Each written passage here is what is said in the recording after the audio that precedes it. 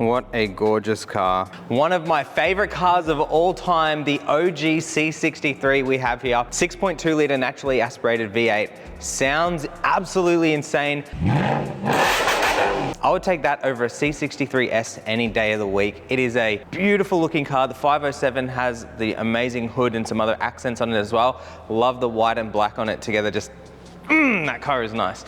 We've got it here today. We're going to be doing our Apple CarPlay interface, okay? Big one for this customer is Waze. Being able to use Apple Maps, Google Maps, and Waze Maps all on the original screen. If you live in nanny state Victoria, you will know that you cannot use your phone. Actually, let's call that Australia. If you're in Australia and you use your phone while you're driving, forget it, you're done. It's like 2 times getting caught, I think you lose your license. And you'll probably have to refinance your house. Like, the fine is crazy. So we're adding our Apple CarPlay interface into a lot of cars now, more than ever, because you can use all of those apps on your original screen without copping the fines and the police getting mad because you are allowed to use your dials and your original car screen and blah, blah, blah. So what we're gonna go through today is a complete overhaul. We're gonna go through a complete install of our Apple CarPlay interface into a C63 Benz. It doesn't matter if it's a 507 or a normal 63 or whatever. If it's a C63 from 2008, I think when they started, to 2014-ish, just before the W205, this will work. So first thing we do is check the vents to make sure they're all good. And then we've got these little picks here to get the little tabs on either side of those vents out. And once those little tabs come out, you can pretty much pull right back on that whole panel and boom, out it comes. Once that panel is out, microfiber down, and you'll see I've got a right angle bit here on a power tool. If you don't have one of these, or if it's your first time, maybe just use a hand tool. As you'll see, I'm going left, right, very slowly until we can pull back on the unit and then it comes out. Do not take those screws all the way out. Just loosen them enough to get the head unit out. Otherwise you will be there all day trying to find those screws. It's really bad. So just loosen them off, get it out, unplug the unit, and we are ready for the next step. So once we've got this panel out and the radio out, that is disassembly pretty much done. So it's not too hard. The hardest part will be that radio. And as you would have heard in the voiceover, take it easy. Don't go crazy with it. Just go little bit by little bit until it comes out. If you go crazy on it and one of those little drop down sliders fall, that's it. You're on this all day trying to get that out. So don't do that. Just go slow. Get the unit out and happy days. Now, normally I always talk about getting the glove box out. That will help with things like mounting the module and location and that sort of thing. Today I'm going to show you an even faster way where you don't have to take the glove box out. So it's up to you guys. If you want to take it out, take it out. It's not hard and we always take the glove box out. But today I will show you how to get around that, not take the glove box out. So coming down underneath the glove box, there is going to be a little cover panel at the bottom here. Now, I actually haven't removed this yet. Someone else has because it's missing 2 screws, but there's normally one there and one there. So we're going to replace those for the customer. But anyway, pop them out. They're just T20s and this whole thing will slide down and then use both hands. You can slide it down and out of the way. And then if you come over to the side here, you'll see the carpet has a cutout right there. You can peel it out, use both hands, peel it all the way out. And then right in behind there is heaps of room. And you can mount your module right there.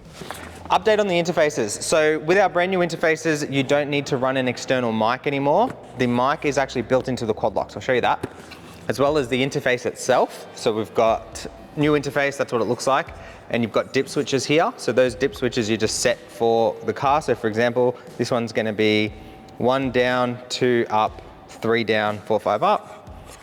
1 down, 2 up, 3 down, 4, 5 up. So that's already preset for NTG 4.5, which is this Mercedes. So here is the brand new quad lock harness. That basically is the same as before, plugs into the quad lock connector. That runs to our new interface. If you want to add a front camera or another rear camera or just change the original rear camera to aftermarket, you can do that here. USB, okay, so we're going to run that into the center console, but you can do it wherever you want. Audio out. So if you've got the music interface in the center console, you'll have to run this to the center console. However, I've done it in a few videos. I might do it in this video, but if not, if you're a customer, I'll show you how to do it. Anyway, you can code the car for AUX, so you don't have to run that. Makes it very, very easy. So we're gonna get that coded. And if you look at this, it's not gonna focus, I don't think. Anyway, it says mic. That is the mic port that is directly connected in here. So, OEM microphone, OEM Bluetooth quality. Ah! I know, fantastic, amazing, right? So that way your phone calls are going to sound good and you don't have to worry about the Bluetooth system fighting with the CarPlay system for the phone calls. All just uses the original mic and it sounds amazing. And that is that. So let's go to the car and fit this. Before we go and fit it, screen cable, okay, I'll show you where to do that. And the only external thing you have to do is the Wi-Fi antenna, and that is important to do. Now, while I show you what not to do with this head unit, and that is don't force it in, just take it out, look at your quad lock plugs and all that sort of stuff, and then just, you'll see as I go now, in and out a few times until it sits in nicely, and then you can go ahead and do the screws up, and it's going to screw up really nicely. And there's just the photo of my back. I totally forgot to film the quad lock connector. So basically all you want to do is unplug the main quad lock connector from the original radio, take the fiber optic out if it is in there. It's just a 2-pin sort of 2 orange wire plug. Put it into the new quad lock, plug that quad lock back into the radio. That was the big square plug that we looked at before. And here's another look at it, guys. So on the very right hand side there, the black square plug, that's the quad lock connector. At the very top right of that plug, you will see there is a sort of 2 small pins. If you have the fiber optic amplifier in your car, there will be 2 small orange wires going into the plug directly into the top right of that plug. And they just need to be taken out and put into the new plug, and our plug will have a provision for it, and then plugged back into the quad lock. Hopefully that makes sense. It's also in the instructions that come in the kit. And your screen cable is the gray LVDS. So you just unplug that gray LVDS, plug it into our cable, and then our harness will also have a new LVDS that will go back into the gray position. Again, all in the layout in the instructions, but I just want to make it as clear as possible. Once you've got your quad lock and everything connected and the radio is back in, you don't need to screw it all the way in. You can just have it sitting there so you can test it.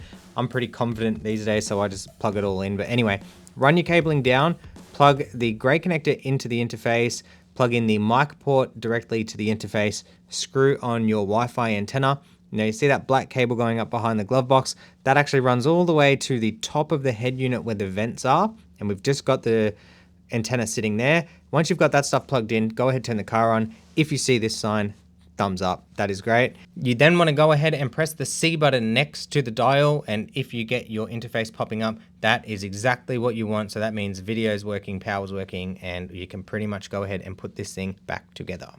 So we've just seen the screen working and we went and put that back in. Now, just to reiterate on this, it is going to be a bit of a pain to push back in, so make sure when you're pushing it in that these sides line up, and the screws will not be really hard to put in. If you start screwing them up and they get tight instantly, have a look and you'll see that it's most likely not lined up somewhere here and it's not going in properly. So start again, take the screws out or loosen them off, push it in. The screws will be pretty loose the whole way through until they're tight, you know, and it's in and it's not going anywhere, then you know you're in. Otherwise, yeah, we've done heaps of these, so they're easy for us, but that will be a very annoying part of the job, but it is possible. Down here, we've got the module. So all we're going to do now is basically finish taping up all of our looms and get everything nice and neat. We've got the microphone port plugged in, main harness plugged in, screens connected, and Wi-Fi antenna done. So this module can basically stick down in there. If you want to remove some foam here, you can do that. Stick it on, happy to go. And the very last thing will be your USB. So run your USB to wherever you want it. Like I said, we're going to do center console, so I'll get that done. And then if you don't know how to code this and you're not a customer of ours and we haven't showed you how to code the car, you got to run that to your media interface, which will be in there. And you'll need a media interface plug as well, and you can plug it in, and that's how you get sound through. But otherwise, we're just going to code it, and happy days.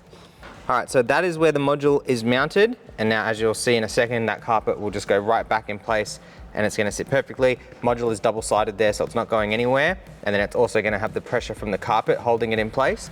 And yeah, we've done a few of them like this now, and it is perfect.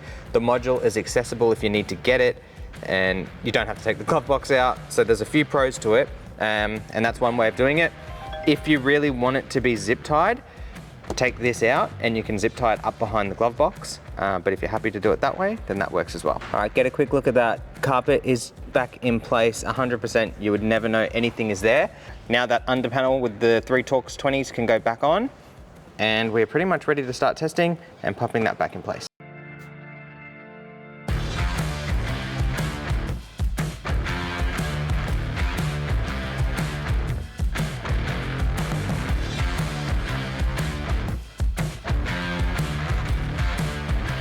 So once we've done a nice little cleanup, we can jump in the car, turn it on. This is the first time I'm turning it on and testing it, so you guys can see this all in real time. On the dial here, there's a C button. So you're just gonna press and hold that. Boom, straight into our new interface where you've got music, CarPlay, Android Auto, mirroring, all that sort of stuff. Everyone's gonna wanna go wireless, so I'll show you wireless. Gonna go to Bluetooth, grab your phone out, open your Bluetooth on the phone, scroll down, find the interface name, which is right here. Pair, keep your phone open, allow. Keep your phone open at this point because it's gonna say, do you wanna use CarPlay? Yes, we do. Give it a few seconds. It's doing its little handover right now from Bluetooth to Wi-Fi. So make sure your Wi-Fi is on. And after this, every time you get in the car, it's gonna do this automatically.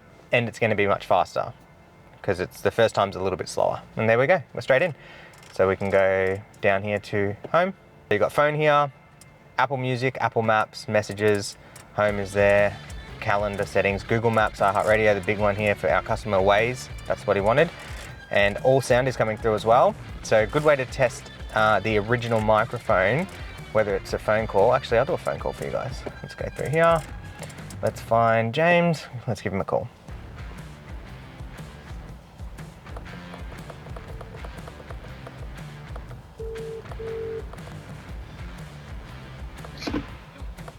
Yo. What's up? Can you hear me? Yeah, I hear you fine. How's you hear me? Yeah, yeah. How do I sound? Yeah, mint. Perfect. Done. Thank you. Sick. Bye. There you go. That was a phone call. So James obviously had no idea why I was calling him because he's just behind me, but that was through the original mic and just CarPlay. I haven't paired to the original Bluetooth at all. I'm just using our CarPlay Bluetooth. So you can use the original Bluetooth if you want, or you can use the CarPlay Bluetooth. Either or is fine. And then if we go to Spotify, boom. Let's just go through and play some podcast. Here we go. Bro, like one of the guys out there was telling me it's like the Wild Wild West. So Max Holloway's talking now. I'm gonna press and hold that C button and get out of CarPlay. And in audio, I'm set to AUX. Now, if you just do this whole install and go straight to AUX and you haven't connected your audio, you are not going to have audio. You can use Bluetooth audio, but it's better to use AUX, and there's reasons for that. I've coded this car. There's a way to get into the engineering menu and code it. Or like I said earlier, go ahead and run that 3.5mm into the center console here and plug it into your music interface. For our customers, we will tell you how to code it. It makes it way easier of an install. It still sounds fantastic and it's hardwired as well. And you can go in here and boost the volume. Okay, boom. And then you can even turn that down, don't catch copyright for sound. You can go back home, okay? And then you've got settings. So in general settings, you want to turn your volume up to about 29 is good. Car settings, if you've got factory camera, which this car does, you can turn factory camera on. And if you go all the way down, microphone OEM mic. Okay, that's a setting that we've added into the interfaces. And then you've got display settings if you want to muck around with that. It's out of the box, honestly, it's all pretty good. The only thing I like to do is go to factory, phone link setting, and turn right hand drive on because we're in Australia and we have right drive. Okay, that's it, done. Go back here, open up your CarPlay, go for a cruise, use your maps, tell Siri, hey Siri, take me to Southland. All right, no worries. Hey Siri, how's it going? I'm pretty good. Thanks. There you go, that's it. Yeah, I think that's it. I'll show you the camera.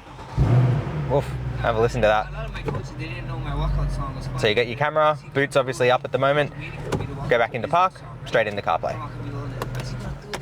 And just like that, we have added Apple CarPlay to this beautiful 507 C63. If you haven't heard one of these things with an exhaust, go and look that up because, oh, it's amazing. Anyone who follows Matt Armstrong, go look at his one. That green one that he wrapped with the exhaust on it, oh, it makes me want one so bad. Anyway, I'm gonna leave my phone connected to this car because we're gonna film a Instagram reel. So if you're not following us on Instagram, go and do that after liking and subscribing to this video. If you want this exact interface, link will be in the description. I'll take you to our website. This exact interface is here. We've got plenty in stock. We sell them all the time, all over the world. You can send it wherever you want. If you have any questions about the install, head to www.shoptfb.com, fill out the form. We will get back to you as soon as we can. Usually within a day, 2 days, we'll have someone replying to the emails. We do get a lot of emails. If there's anything urgent, my contact details are there as well. Yeah, that's pretty much it. Interface will be linked below. Like the video, subscribe to the channel. Catch you in the next one. Peace.